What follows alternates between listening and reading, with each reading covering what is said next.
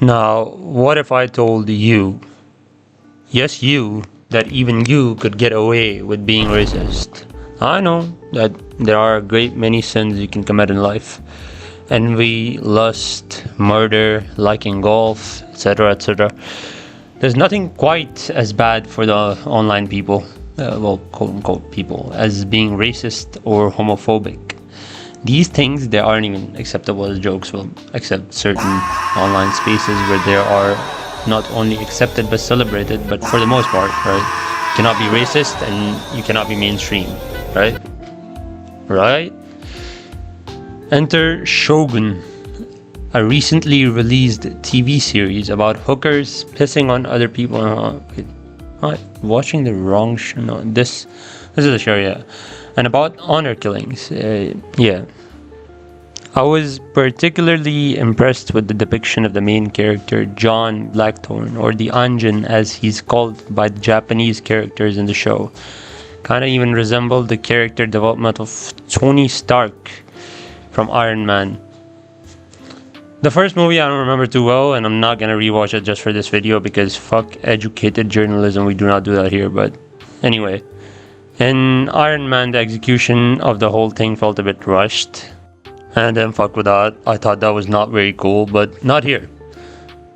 At the start of the show, you're introduced to this guy who looks and sounds like suspiciously like another British man.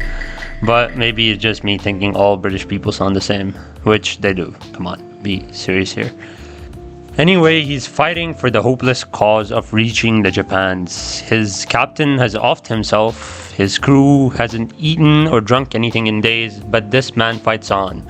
Driven by his love for the Protestant church and his mission of bringing down the filthy Catholic flagship. This guy, who thinks everyone but the English are monkeys, who don't really know civilization, who treats everyone but the Protestants as inferior savages, comes out at the end of the show as a likable, funny, in his own way, admirable kind of guy. So how does Shogun accomplish this feat? Well, first of all, you have to understand that the Anjin has never been to the Japans.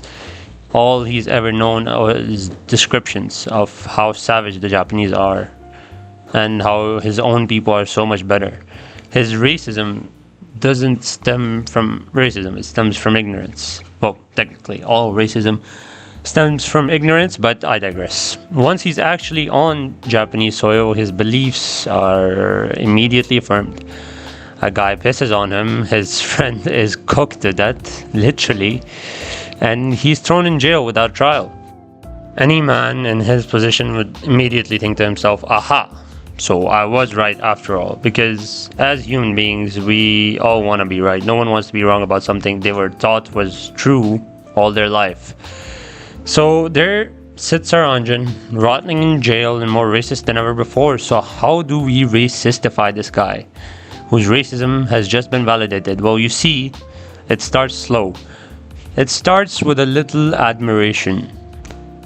Another character in the show is Kashigi Yabushige. He is the Lord of Izu, and he is, in fact, the man that jailed the Anjin in the first place. Well, it just so happens that a Portuguese pilot, Rodrigues, who's the only person who spoke to Blackthorne in his native tongue, has gone missing after being washed overboard. Rodrigues and Blackthorne appear to hate each other's guts, but they also have a deep-rooted respect for each other because of the fact that they're both Menacee, and well, Menacee respect each other in that. Well, a search party is dispatched to look for Rodrigues, at Blackthorne's insistence, by the way, and it is commanded by Yabushige. Turns out Rodrigues has washed ashore at the side of the cliff and someone has to go get a rope, go down there and get him. Blackthorne wants to go, but Yabushige has orders not to let the Anjin get hurt, and the Japanese take their orders very seriously. When Blackthorne is rejected going down, he offers Yabushige the rope, thinking of him as a cowardly savage who would surely refuse. Well, to his surprise, Yabushige takes the fucking rope because he doesn't want to look like a bitch in front of his men and starts climbing down. However, around halfway down the cliff, and because Yabushige isn't really a fucking rock climber, the rope kind of just snaps, and Yabushige, the fat fuck, he just lands hard on the shore rocks, bleeding from his head. Oh, still much to Blackthorne's surprise, Yabushige picks himself up and drags the Portuguese pilot up onto the rocks. But lo and behold, Cinderella slips and falls again. Man, this man is Michael Jackson on ice. What the fuck? Anyway, the harsh sea current has him doing a lot of praying, bro. Let me just say that bro does not know how to swim. He is stuck. Blackthorn watches on as, instead of fighting to survive, Yabushige takes his blade out and prepares to stab himself with it. He would rather go out on his own terms than let the sea take him, and just as he's about to do it, some of his men arrive with a rope, and voila, he's pulled up along with Rodriguez. And here, before the man only moments ago he considered a savage, John Blackthorn takes a bow. It really is one of my favorite scenes in the show. To me, it embodies how some moments are entirely life-changing and view-defining, and you're never the same again. Like a night with your mother, for example.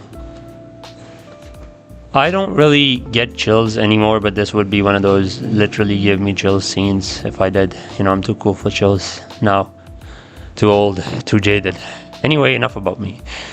As the series progresses, John Blackthorn is impressed and repulsed by how readily the Japanese accept death, because if the lords don't kill them for not making way, the earthquake certainly will. This show is about the concept of shukume and the story of learning to accept the idea of letting go of control, and the story of a man who takes control of his fate by doing exactly that. But more on him another day. For now, let's stick to John Blackthorn. In some lordship sailing to Osaka, and how the first time he lays eyes on the city of Osaka, he is both intimidated and impressed. I think this is the exact moment the final bits of racism leave John's body. He says and does racist shit after this, but I believe he doesn't believe it anymore. He's not a real racist like me. He's faking it after that. He's just being miserable. He's angry, but he's not racist. He's brought before the Lord of Kanto, and here he can but only tell the truth and propose an alliance. Though most Japanese people don't stop being racist towards him towards the end of the series, but I firmly believe that this is the point, that the racist John Blackthorn is dead, obliterated by the enormity of Osaka and humbled by the integrity of even a man like Yabushige. And even if it is to achieve his own ends, at the start at least, he holds great respect for the man who the people of Kanto know as Lord Yoshi Toranaga, for as long as he is with him. Anyway, all this to say is if John can do it, so can I. There's still hope for